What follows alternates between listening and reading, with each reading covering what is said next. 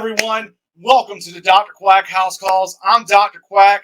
I'm sorry for a little bit of the confusion. We've upped the ante here a little bit, went a little bit sooner on this interview because I get to bring on the Heart and Soul Promotions Pure Heart champion, ladies and gentlemen, Old School. How you doing? How are we doing? That's a nice looking belt. It is pretty nice looking, isn't it? You know, Yes, it's got all it is. to it, you know. Oh yeah, the other one's coming to you, ain't it? Yes, sir. You know, but Old School made this one a little bit famous. Shady. Did. Yeah, we're going to be talking a lot about the promo world because Old School is around. How many championships have you won? Other than world championships, I've won 25 world titles. Wow. And probably 10 or 15, big card and tag titles. Yeah, you have definitely been around the game here. Let's talk about your most recent match here. You had Sean Shady McKinney. How did you prepare for that match? What was going through your mind? Well, my mindset was always I should have been the Pure Heart champion anyway. You know what I mean?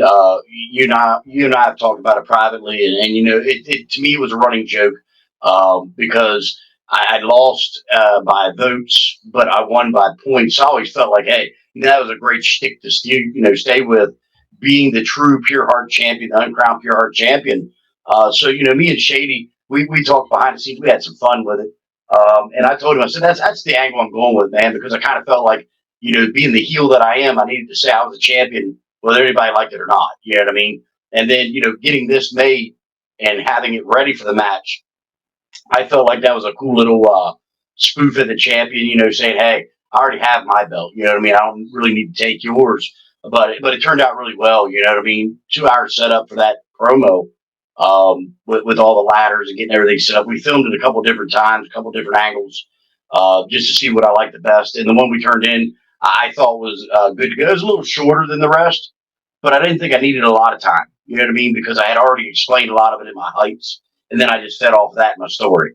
And me and Shady had a blast. I was honored to face Shady. And it was something new because me and Shady, we faced another place, but it was a storyline fed, so it's all predetermined type of deal. So this was our first ever heads up.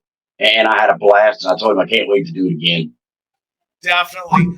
If you're trying to comment on here, you might want to go to Wyndham's Wrestling World. That's the best spot where I can see them. I can also see the comments on the phone from my personal page. But, yeah, sorry about that. I just wanted to make sure that was aware. But, yeah, so you became champion, but then you had to lose the tag titles against the Cartel. Yeah, that kind of burned my chaps a little bit. Me and Roughneck, Fear the Beard's 203 days champion. That was, pretty big and pretty iconic in my opinion. And as well as I told you when I first came to HSP, I wasn't even interested in singles titles.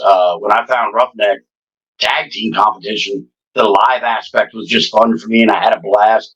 And me and him, we just gelled so well. I gained a true brother in the promo world with Darren, and we have a lot of fun. We talk behind the scenes, and he was my biggest fan going after this right here. So you know what I mean? I appreciate him more than he'll ever know. Okay. Well, let's go on to the next show here that's coming up.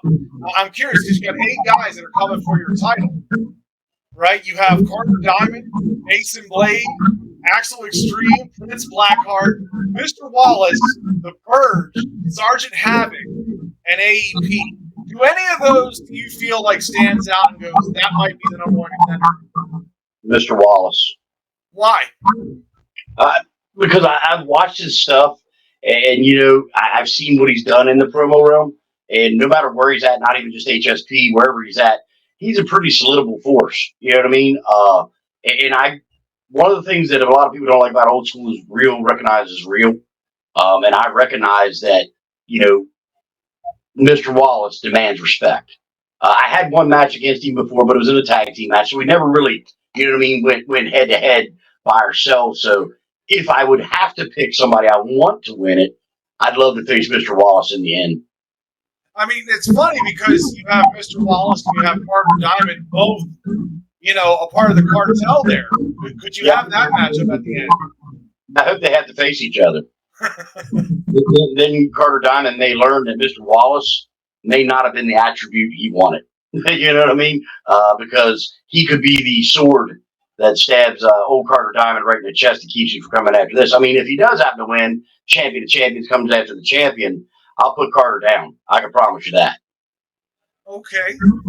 Well, you've got another big show coming up too, but this one is the one you run over in PPF. Halloween Havoc, yes, sir. Yeah, you want to tell the people who's on the card?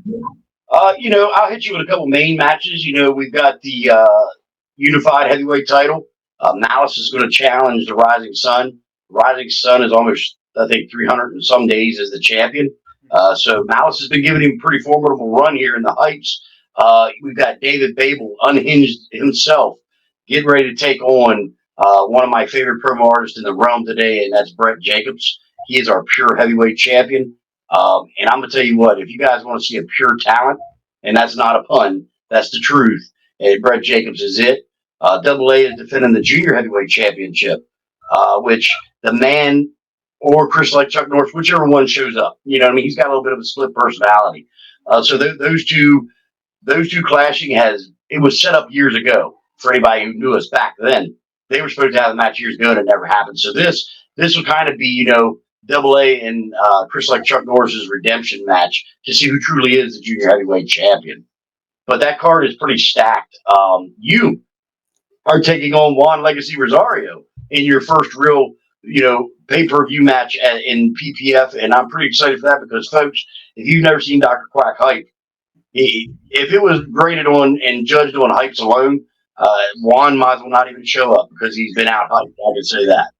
Yeah, I can't wait to see what he does with this. I feel honored that I get to be here at PPF. But yeah, we're glad to have you. Let me ask you here: is it hard to separate promoter from promo artist? For me, not really, because the vision I had for PPF was an organization for the promo artist, by the promo artist. And the reason I say for and by is us as promo artists started it. Myself, Brett Jacobs, the Rising Sun. We put a lot of work into letting the promo artists have a lot of freedom. We don't recommend, or not, I don't want to say recommend, we don't force the hypes. We love hypes. We recommend them because our judges like to see them. But if you ain't got time real life first, hey, we understand. But, a lot of these guys will reach out and be like, hey, hey, Chris, I can't hype a real lot because I got overtime and all, and we understand that. But then there's some that get really excited and want to do it. And I think that's where PPS sells. And I'm not saying it's better than any other organization, but for me, it sells because there's actual promo artists that are still promoing, running the group. And they know what it's like to be that guy that, oh my God, I got a championship match coming up. I got to prepare for it, but time is really constrained. So, you know what I mean? We tend to be lenient. If you hit me up and say, hey, I got my promo film, but I'm not at home. I have no Wi-Fi, and I know it's 11:55. It's got to be at 12 o'clock. You know what? That's why I give you the whole weekend to post your promo. Now, this show's a little different. This show, we're going to be on YouTube. We're returning to YouTube, which we've been wanting to do for a long time. We just haven't. The COVID really, swung things the wrong way. Yes, we got a lot of activity, but a lot of people got lazy. You know what I mean? Because we were seeing so much of each other. We were like, we don't need to hype against him. I know what he's going to do. He knows I'm going to do. So, you know what I mean? The COVID caused laziness in the promo world. Me personally, a lot of people have seen how I shoot promos. I go above and beyond. Every match for me, whether it's for one of these or it's not, is always in my mind for one of these. I'm always putting a championship style promo out because I want the guy that's going against me to feed off that and maybe step his level up. You get what I'm saying? I do. They all talk about how COVID kind of started the promo world. Do you feel now that pretty much COVID is now non-existent, or they're declaring it, not as legal? Do you feel that the promo world is going away? I kind of disagree with them. I think the promo world was kind of hot before the COVID hit, because I've been doing this for 6 years now. So before the COVID was ever even thought of, we were lighting up a page called BTV. And having some really great fun. Voice of Honor popped up around that time. And, it was really fun because that time you had like WCW versus WWE. Okay. Now It's grown so much, you've got territories, okay? So everywhere is a different territory. HSP is its own territory, PPF, Voice Farm, you got territories. So to me, I'd love to get all those organizations together and have a true world champion that travels brand to brand, because then we would go not necessarily back to the old days, excuse the pun, old school style, but you would have a real world champion like Ric Flair who traveled everywhere and defended his title. Same way with the promo realm. Problem is something I've said for years.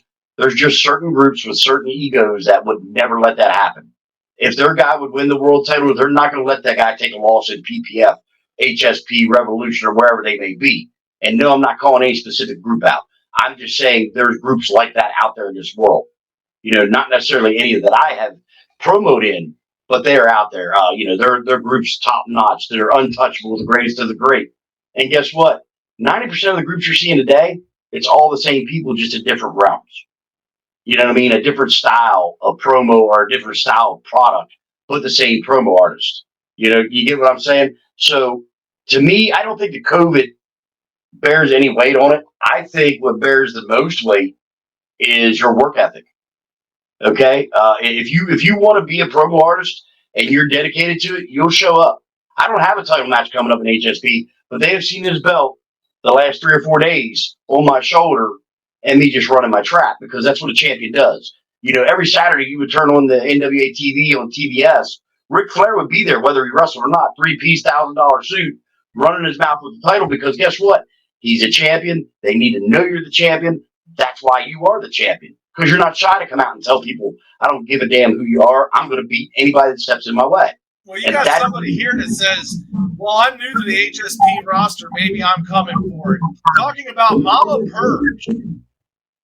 I'm one of those guys. I don't believe in beating on women, but I will set Mama in a corner and teach her a lesson. Oh, boy. Okay.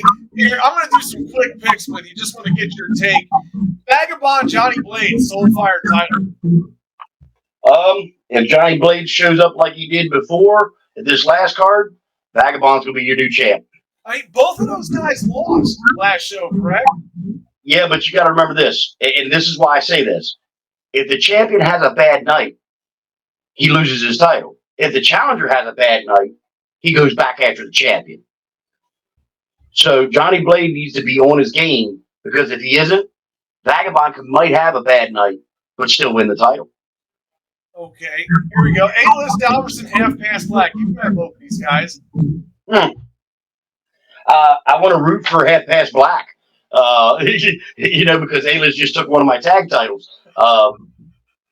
That's going to be a tough one, because I'm going to tell you what, Half Past Black has stepped up the temperature. You know what I mean? He's really coming in Celtic hot. So I'm going to go with what people are going to call an upset, but we know it can be done because ask Johnny Blade. I'm going Half Past Black gets the win. Okay, I got one more here. Storyteller and Shady McKenzie. Man, you just beat. I just had a match with Shady. I'm going to go with Shady. And the reason I'm going to go with Shady is because I really like his work. I like his wordplay. I love Storyteller, don't get me wrong. I think Storyteller is one of the best promo artists. But Shady said something in his promo. And see, watch this, folks. I actually paid attention to his promo. I just didn't wait to see if I won. Time may pass some folks by, okay? Not me. Keep up with me, Shady, because I told you nothing passes me by. But I think Storyteller, he's got some great wordplay. He just needs to step up with my eyes, see why he's doing it. Do you think he's lost his fire? No, I don't think he lost his fire. I think he needs to change the edge, if you get what I'm saying.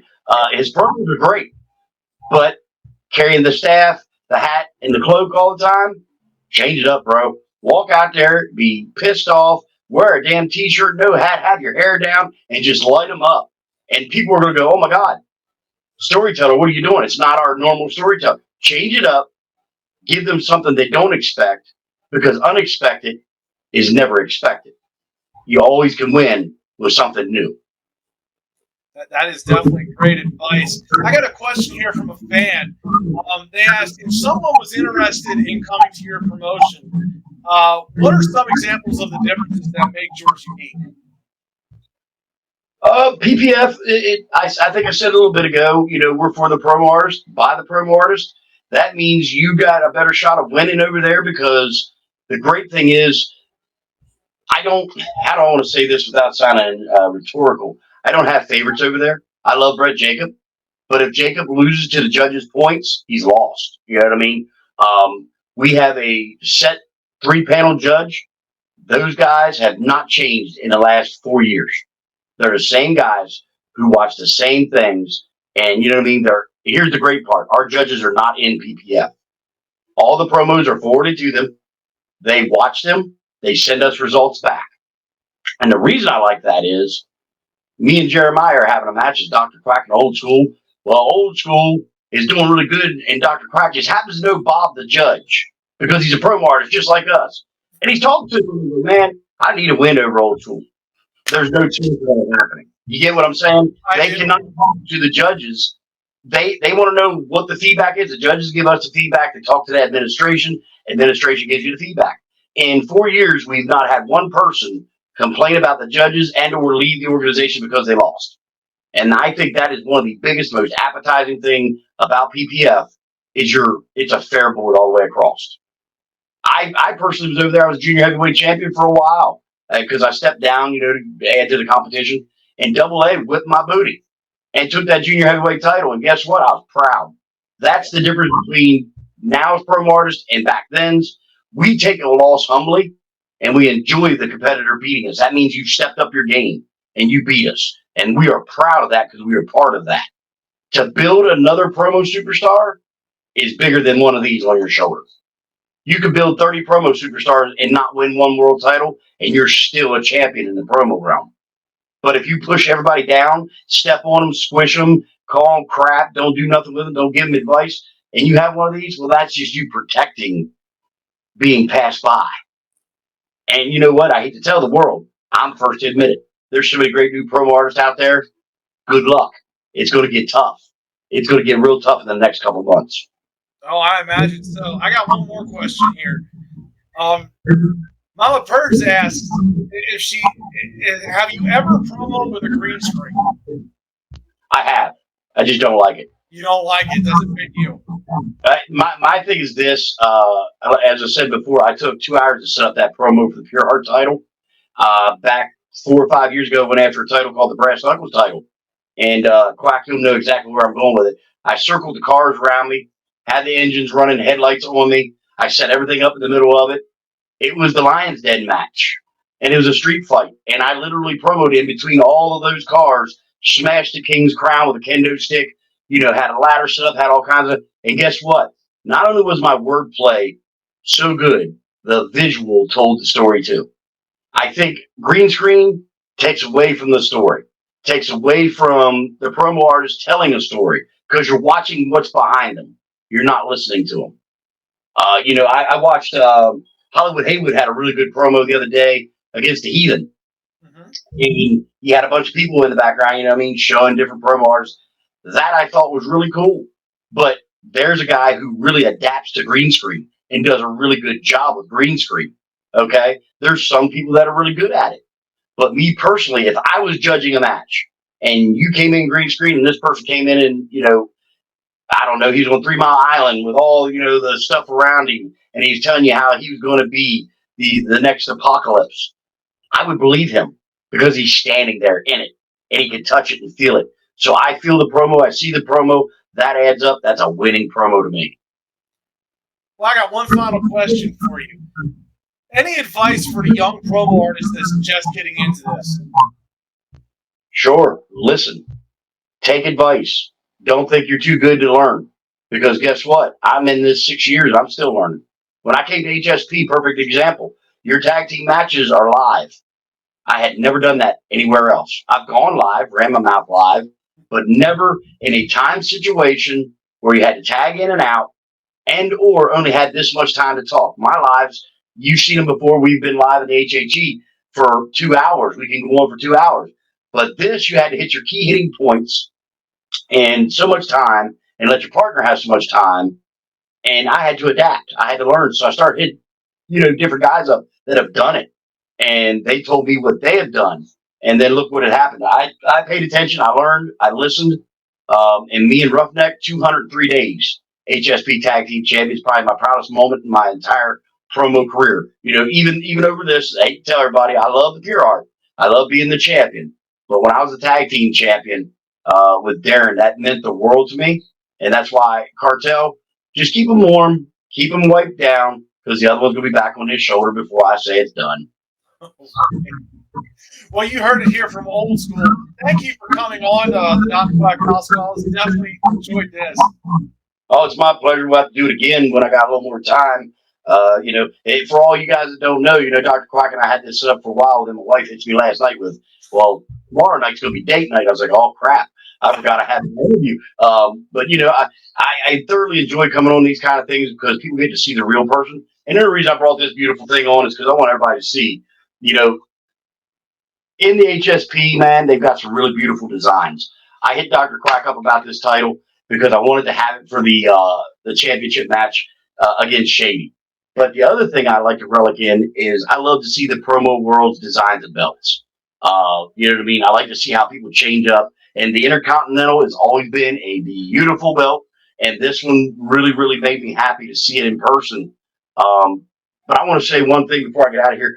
I want everybody to remember something. It's not all about belts. That's why I took the belt off my shoulder, man. It's about having fun with your friends, your brothers, your sisters. Mama Purge, I'm getting to know her real well. I see her commenting a lot in the locker room and stuff like that.